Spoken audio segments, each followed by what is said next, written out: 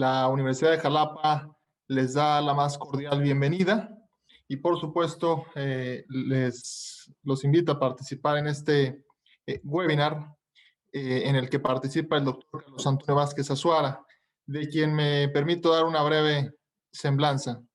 El doctor Carlos Antonio Vázquez Azuara es licenciado en Derecho y licenciado en Ciencias de la Comunicación por la Universidad de Veracruzana. Es maestro en estudios legales con especialidad en estudios legales y también maestro en el sistema anticorrupción. Es doctor en Derecho Público con mención honorífica, egresado del Instituto de Investigaciones Jurídicas de la Universidad de Veracruzana. Es miembro del Sistema Nacional de Investigadores del CONACYT. Es docente doblemente certificado en juicios orales por la CETEC-SEGOV, dependiente de la Secretaría de Gobernación. Tanto en todos los perfiles, Ministerio Público, Defensor Juez, como en perfil de Derechos Humanos. Es también diplomado en Sistema Penal Acusatorio desde la perspectiva de la reforma constitucional por parte del Instituto de la Judicatura Federal del Poder Judicial de la Federación. Cuenta también con diplomado en Sistema Penal Acusatorio Adversarial y diplomado en Medios Alternativos para la Solución de Conflictos y Justicia Restaurativa, ambos por la Universidad de Jalapa. Es diplomada en Educación y Tecnologías de la Información por la Universidad de Jalapa. Cuenta con diversos cursos, entre los que destacan análisis de la práctica docente, cursos de capacitación sobre diálogos educativos, formación de instructores, taller de capacitación en mediación y conciliación. Habla y traduce los idiomas inglés y francés. Es autor y coautor de diversas obras y artículos científicos, entre los que destacan algunos de ellos: Los bienes en el ciberespacio, Sociología digital, El amparo en línea, 100 años de la promulgación y vigencia de la Constitución Política de los Estados Unidos Mexicanos, Derecho y Tecnologías de la Información y la Comunicación, Combate a la delincuencia cibernética, Combate a la delincuencia cibernética en sus dos ediciones, Ley Nacional de Medios Alternativos de Solución de Conflictos, Delitos Electorales, Ley Estatal del Servicio Civil de Veracruz, La Ciencia de la Legislación de Gaetano Filangeri y el Sistema Penal Acusatorio en México, entre otros, entre la vasta obra en la que destaca el doctor Carlos Antonio Vázquez Azuara. Ha escrito también diversos artículos científicos y pues además recientemente también, pues es importante señalar, es investigador del Instituto de Investigaciones Jurídicas de la Universidad Veracruzana. Pues sin un mayor preámbulo, le damos la más cordial bienvenida y agradecemos, por supuesto, su valiosa ponencia. Adelante, doctor Carlos Antonio Vázquez Azuara. Muchísimas gracias, mi distinguido maestro y amigo Diego Alonso Ros Velarde, por la gentileza de la presentación. Te saludo en tu calidad de director de posgrados de la Universidad de Jalapa y reitero precisamente mi beneplácito por encontrarme aquí en esta tarde, en este extraordinario webinar dirigido a la comunidad académica sobre un tópico que considero es de la mayor relevancia en el contexto actual, como lo es una visión de temas selectos sobre el control difuso, convencional, constitucional y la interpretación conforme, como figuras que se traducen como piedra angular del nuevo sistema de derechos humanos que impera en México a raíz de esta reforma que conocemos del 6 y 10 de junio de 2011. Al mismo tiempo, quiero saludar a nuestras máximas autoridades, el doctor Carlos García Méndez, rector de la Universidad de Jalapa, el doctor Eric García Herrera, vicerrector general, y la doctora Estela García Herrera, vicerrectora académica. Agradeciendo nuevamente la oportunidad de encontrarme en este webinar esta tarde con todas y todos ustedes. Quiero comenzar sin mayores preámbulos para ajustarme a los tiempos previstos, que precisamente el tema que nos ocupa tiene que ver con esta visión de control difuso a raíz de la reforma del 6 y 10 de junio de 2011. Curiosamente, este año estamos conmemorando los 10 años de esa reforma. Hemos advertido una efervescencia reformista prácticamente que no veíamos desde 1917. Están cambiando los ordenamientos jurídicos en todas las materias. Estamos analizando precisamente cambios en materia de derechos humanos, sistema penal acusatorio, el nuevo sistema de justicia penal, la reforma fiscal, la reforma electoral, la materia de género y en suma nos encontramos visualizando una transformación normativa en el país que obliga a la comunidad académica y de juristas a adoptar esos nuevos modelos asumir los compromisos que representan estos cambios y, por supuesto, seguirnos profesionalizando en las diferentes ramas y disciplinas que son de nuestra competencia. En este orden de ideas es que el presente webinar toma una relevancia muy particular en el entendido de que todas las materias y todo el ejercicio precisamente que llevamos jurisdiccional, político, en nuestro país tiene un trasfondo de derechos humanos. No dominar estos temas o delegarlos exclusivamente a la figura del juicio de amparo o a los expertos en derechos humanos sería quedarnos corto en todas las materias, tanto en materia electoral, laboral, penal, civil, familiar, fiscal y tantas y cuantas materias obviamente obedecen a la ciencia del derecho. En todas ellas necesariamente debemos mirar un trasfondo de derechos humanos. Y para poder advertir este trasfondo de derechos humanos, también resulta indispensable y hasta imprescindible dominar estos aportes que provienen de las reformas del 6 y 10 de junio de 2011 y que a la fecha, a pesar de ya haberse conmemorado 10 años de esta reforma, todavía existen dificultades no solo para su comprensión, sino también para su aplicación práctica en los determinados juicios. Aún advertimos disposiciones normativas inconstitucionales que no se combaten desde los juicios de origen, aún advertimos violaciones a derechos humanos por parte de autoridades legislativas en cuanto al agravio comparado o en cuanto a disposiciones en el retraso de la expedición de normas compatibles con la Constitución. Aún vemos autoridades del sector público que no tutelan y protegen derechos humanos, cuya obligación en realidad proviene del artículo primero constitucional. Y en suma, a pesar de haberse ya conmemorado 10 años de esta reforma emblemática que proviene del caso Radilla Pacheco, que ya conocemos, donde México es condenado por la Corte Interamericana de Derechos Humanos a asumir determinadas disposiciones que garanticen la tutela efectiva de los derechos humanos, pues a pesar de todo ello, a pesar de estos 10 años, aún encontramos todavía cierto rezago en la tutela efectiva de derechos humanos y dificultad de comprensión por algunos actores jurídicos en estos temas. Luego, entonces, para iniciar es importante determinar cuáles son estas figuras, a qué obedece su relevancia y trascendencia y cuál es la óptica de practicidad, es decir, cómo en la arena resuelven problemas sociales y permiten a los justiciables acceder efectivamente a esa tan anhelada justicia. Pues bien, grosso modo, esta reforma de 10 de junio de 2011, que publicada en el Diario Oficial de la Federación, transforma diversas disposiciones constitucionales y entre ellas la del artículo primero, pues grosso modo, nos refiere un texto como el que a continuación he de referir. Todas las autoridades en los ámbitos de sus competencias están obligadas a promover, respetar, proteger y garantizar derechos humanos, obviamente bajo los principios de universalidad, interdependencia, indivisibilidad y progresividad. En este sentido, las autoridades deberán prevenir, investigar, sancionar y reparar violaciones sistemáticas a derechos humanos, favoreciendo en todo momento la protección más amplia. Este párrafo que acabo de referir, que es el artículo primero vigente en nuestra Constitución, le da vida a toda la estructura que conocemos que deriva de este nuevo bloque de constitucionalidad, este control de regularidad constitucional y que en suma le da vida al esquema y andamiaje de tutela de derechos humanos que impera en nuestro país. Voy a desmenuzar brevemente este artículo primero que he referido hace un instante, porque en sus elementos sustanciales podemos identificar claramente el principio pro homine, podemos identificar la obligación de tutelar adecuadamente derechos humanos, podemos identificar el tipo de control difuso y la interpretación conforme, porque recordemos que debe haber una interpretación más amplia que favorezca, obviamente, a las y los gobernados. Y en este orden de ideas se da vida precisamente a esta figura de la interpretación conforme. Pues bien, ya advertido el trasfondo del artículo primero, transitamos, por supuesto, a lo que representan muy particularmente las figuras del control difuso, convencional y constitucional.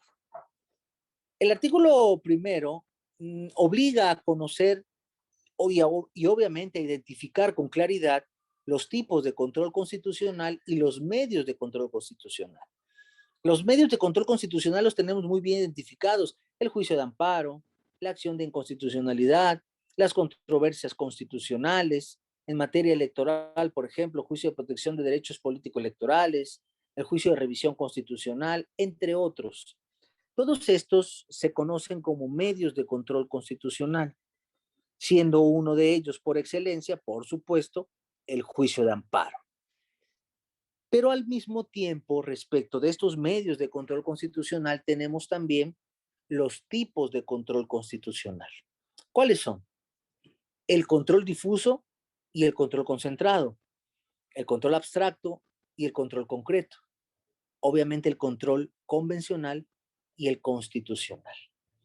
Sin entrar necesariamente a pormenorizar las definiciones, grosso modo habré de referir que en lo relativo al control difuso, en oposición, por supuesto, al control concreto, quiere decir que todas las autoridades, todos los jueces, todos quienes llevan a cabo actividad jurisdiccional en nuestro país, podrán mirar el aparato normativo vigente con ojos de derechos humanos.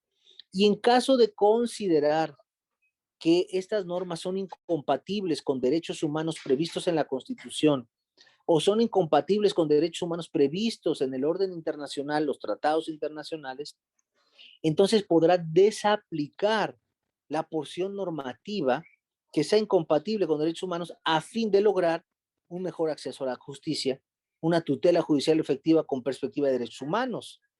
Luego entonces, en términos coloquiales, si alguna ley contempla dentro de su articulado una disposición que sea contraria a derechos humanos, ya no es necesario esperar a la justicia federal para que interprete la ley y pueda decidir si es inconstitucional o no. Desde el juez, desde el juicio de origen, obviamente se puede analizar si esta porción normativa es inconstitucional o anticonvencional y desaplicarla. Y esto fue un avance extraordinario en el nuevo sistema de justicia en México y desde esta visión de derechos humanos que hoy impera en nuestro país. Pero esta figura, esta gran reforma sufrió muchos cambios, cambios importantes, obviamente a golpe de jurisprudencia, bajo la óptica del litigio estratégico. ¿Y cuáles fueron estos cambios? La reforma, como dije hace un instante, refería todas las autoridades en los ámbitos de sus competencias. Y cuando decía todas, se refería a autoridades administrativas, jurisdiccionales, legislativas, de toda naturaleza.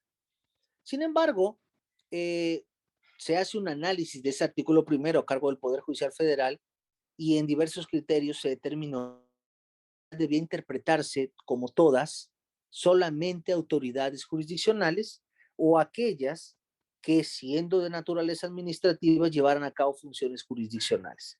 Salvo esas excepciones, no podría ser difuso, es decir, no todas las autoridades podrían desarrollar que fuera incompatible con derechos humanos. Esto en su momento fue considerado como un retroceso, porque el artículo primero dice todas las autoridades, dando un bagaje de protección muy amplio, pero entonces la interpretación que el Poder Judicial Federal hace de ese numeral constriñe esa amplitud únicamente a las autoridades de naturaleza jurisdiccional. Otro elemento analizado dentro de esta gran reforma y que hoy debemos tener en cuenta, lo representa también la nueva jerarquía normativa.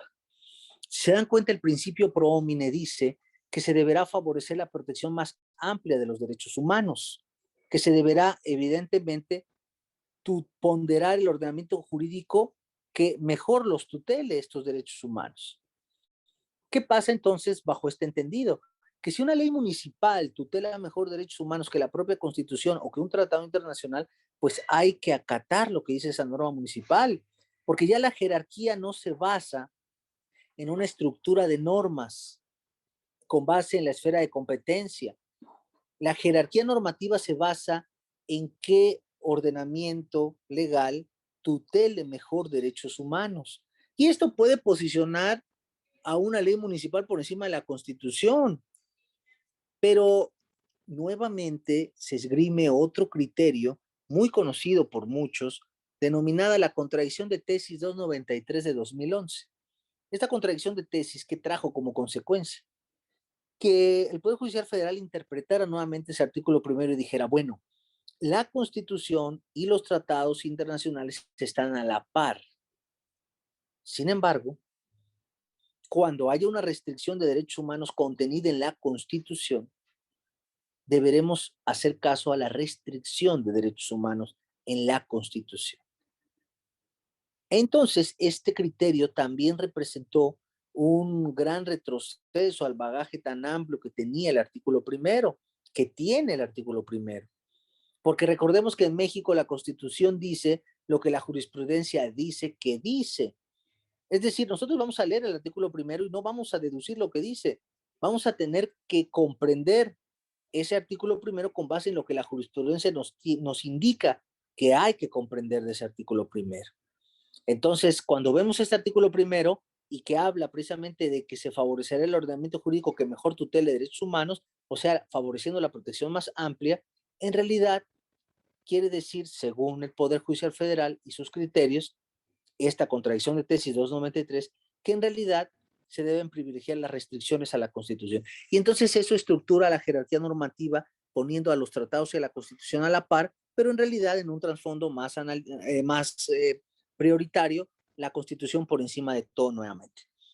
La única excepción es, obviamente, cuando no haya restricciones de derechos humanos en la Constitución y entonces sí continúa la jerarquía normativa ponderando los derechos humanos.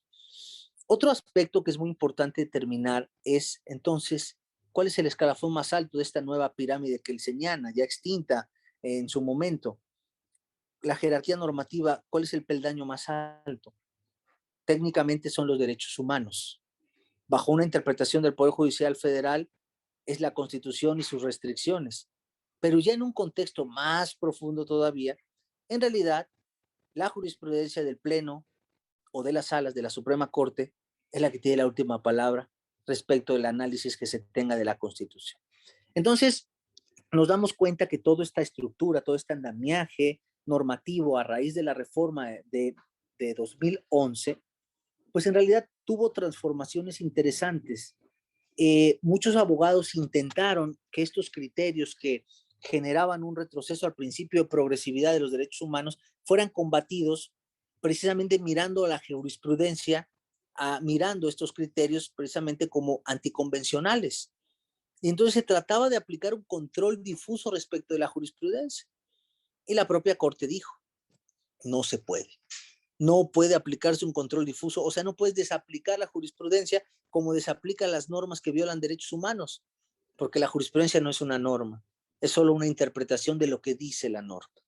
Y entonces se blinda por completo, permitiendo que en el actual sistema jurídico mexicano sea los criterios de la Corte, del Pleno o de las salas las que tengan la última palabra en nuestro país. Pero esto no es nada malo. Finalmente, grandes criterios con gran relevancia se han esgrimido en el Poder Judicial Federal y específicamente en nuestro máximo Tribunal Constitucional. El único riesgo que existe es cuando pudiéramos estar en presencia de una jurisprudencia o de una interpretación que en realidad pudiera deteriorar derechos humanos, porque entonces un mecanismo ordinario para combatirla no existe. Pues bien, continuando con el análisis, también nos damos cuenta que con la nueva reforma del Poder Judicial Federal, ya mudamos de un sistema de jurisprudencias a un sistema de precedentes. Este sistema de precedentes, similar a lo que hemos visto en el contexto internacional, es en realidad remontarnos a casos concretos donde circunstancias se ventilaban con la misma similitud de asuntos actuales y entonces remontándonos al pasado de determinados criterios podemos asumir lo que se hará en un contexto actual. Es decir, antecedentes inmediatos de asuntos que sirven de base para resolver los actuales. Y este sistema de precedentes pues entra con esta reforma reciente judicial. Otro aspecto que es muy importante también determinar sobre todo este paradigma de derechos humanos, por supuesto, lo representa la estructura de la interpretación conforme con esta visión de derechos humanos.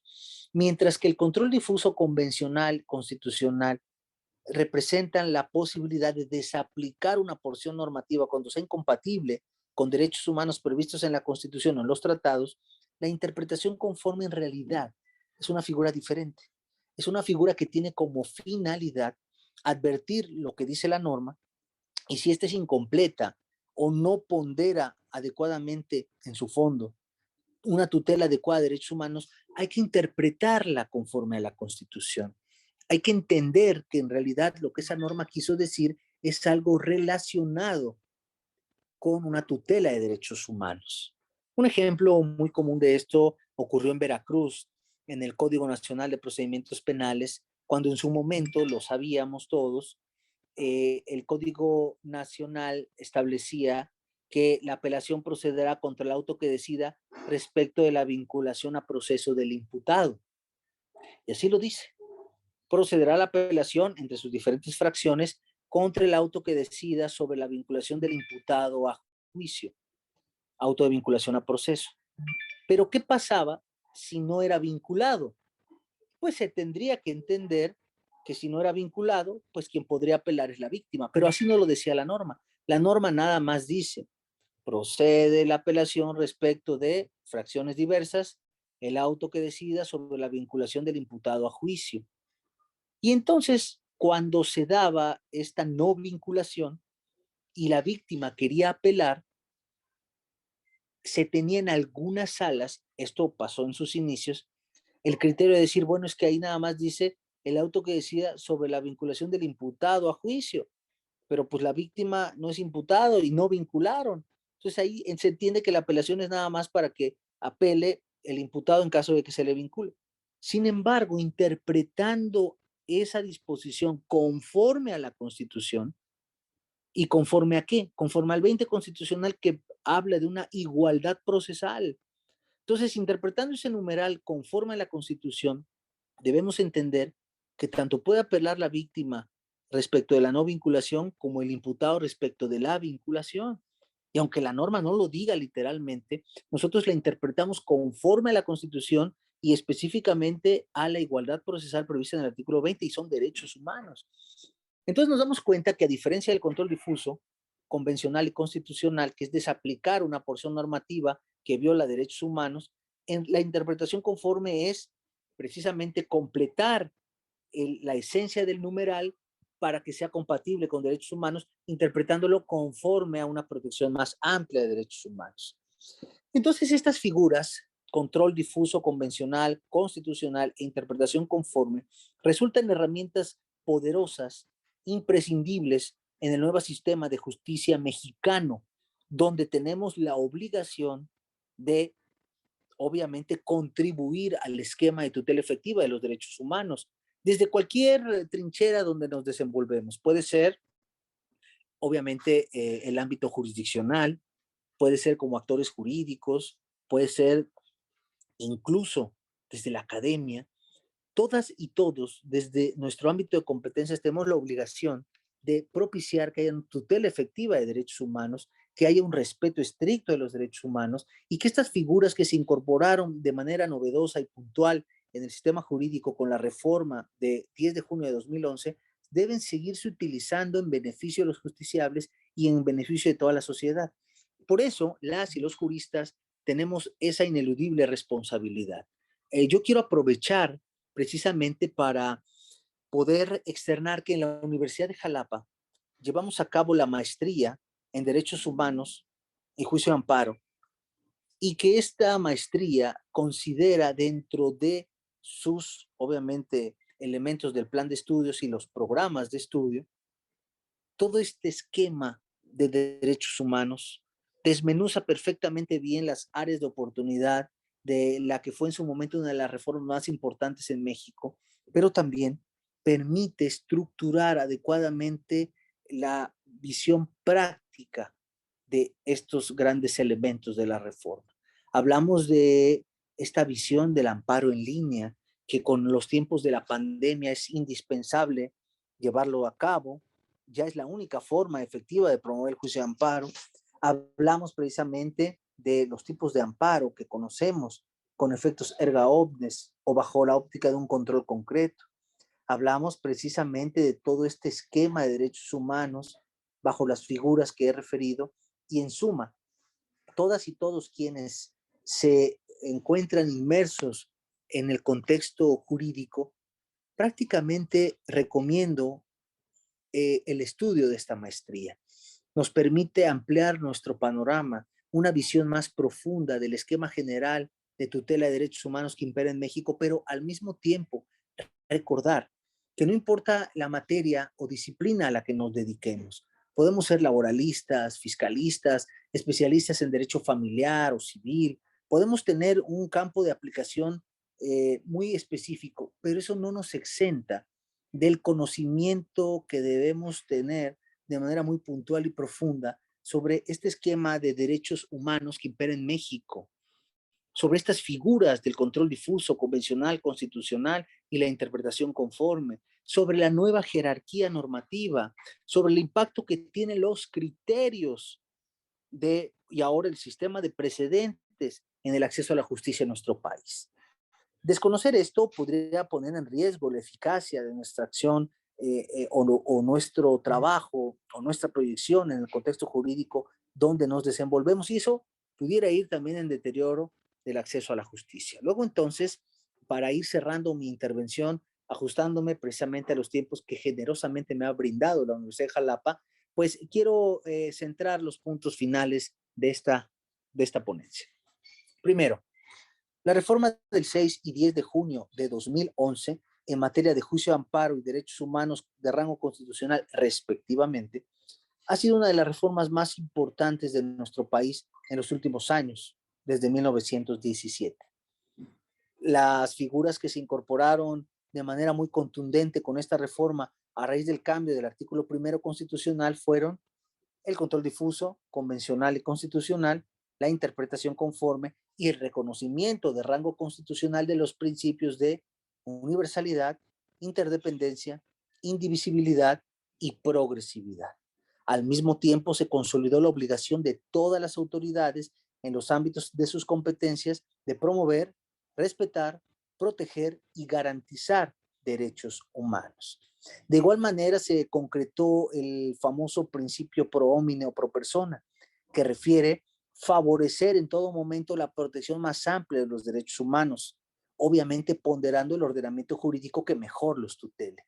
Y esto dio vida a una nueva jerarquía normativa que, con independencia del artículo 133, nos permitía visualizar que ahora el escalafón más alto de la jerarquía normativa lo ocupan los derechos humanos. También reflexionamos sobre que en realidad la interpretación que hace la Corte en pleno y salas, pues es en realidad el escalafón materialmente más alto, porque sobre ello y respecto de ello ya no hay más que combatir, y es finalmente, según la ley de amparo, de observancia general y obligatoria en el sistema jurídico mexicano. Finalmente, entendemos que la reforma del 6 y 10 de junio de 2011, respecto de la cual estamos conmemorando este año los 10 años de su promulgación y vigencia, pues obliga a las y los juristas en nuestro país a adentrarnos en este conocimiento, a evidentemente dominar estas figuras y su aplicación práctica en las diferentes áreas de competencia que nos corresponde. Y también, como una de las reflexiones finales en este webinar del que me siento honrado en participar, es encauzar el interés de todas y todos los asistentes a cursar en la Universidad de Jalapa la maestría en Derechos Humanos y Juicio de Amparo, una maestría sumamente completa, diseñada a cargo de juristas expertos en esta visión de derechos humanos y que por supuesto habrá de consolidar y permitir un enriquecimiento del conocimiento de todas y todos ustedes a fin de propiciar un mejor ejercicio profesional, pero también una tutela efectiva de los derechos humanos. Recordemos que propiciar una protección de derechos humanos es una responsabilidad de sociedad y gobierno. Es un binomio inseparable donde todas y todos jugamos el papel que nos corresponde. Pero en el caso muy particular de las y los juristas, tenemos esa ineludible responsabilidad de poder propiciar los cambios a través de una preparación continua y el dominio de estos temas que precisamente coadyuvan a fortalecer la protección de los derechos humanos en los ámbitos de nuestra competencia. De esta manera, queridas y queridos cibernautas, quiero reiterar mi más profundo agradecimiento a nuestras máximas autoridades de nuestra Universidad de Jalapa, por supuesto al director de posgrados, mi amigo el maestro y doctor Diego Alonso Ros Velarde, y a todas y todos los cibernautas que se dieron cita esta tarde para acompañarnos con estos temas de gran relevancia para, evidentemente, fomentar una mejor estructura jurídica de nuestro país. Yo soy el doctor Carlos Antonio Vázquez Azuara. Les reitero mi agradecimiento profundo por la gentileza de su atención y como siempre quedo a sus apreciables órdenes. Muchísimas gracias.